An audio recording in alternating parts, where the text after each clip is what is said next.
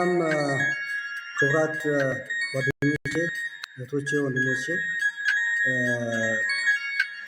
ዛሬ የምንወያየው የቡና ጠቀሜታ የሚመለከት ነው የሚሆነው።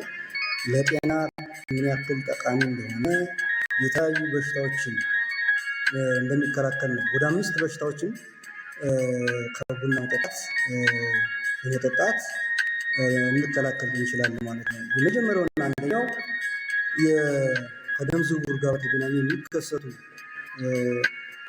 በሽታዎችን ይቀንስልናል። ይህ ብቻ ሳይሆን ከልብ ጋር በተገናኘ ሊከሰቱ የሚችሉ ከልብ ጤንነት ጋር በተገናኘ ሊከሰቱ የሚችሉ ቦታዎችን ይከላከልልናል። ሁለተኛው የተወሰኑ የካንሰር በሽታዎች የመከሰት እድላቸውን ይቀንስልናል። በተለይ እንደ ኮሎ ሬክታል ካንሰር የሚባለውን ካንሰር በሽታ የሚቀንስልን ይሆናል።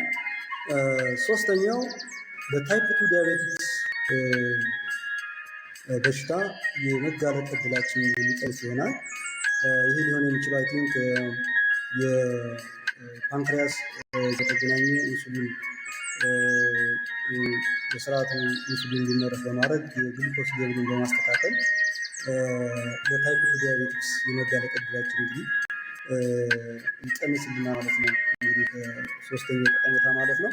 አራተኛ ጠቀሜታ የሚሆነው የአእምሮ ጤንነትን ብሬን ሄልዝ እንዲኖር በጥሩ ሙድ እንዲኖር ከፍተኛ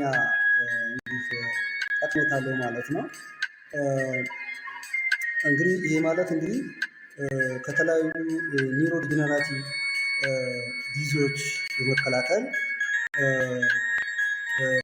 ኒውሮ ዲጀነራቲቭ ዲዚዞች አሉ፣ የነፍሳት በሽታ ሊያመጡ የሚችሉ ከነሱ የሚከላከል ይሆናል። እንደ አልዛይመርስ እና ፓርኪንሰንስ ዲዚዞችን ሊከላከል የሚችል ነው የሚሆነው።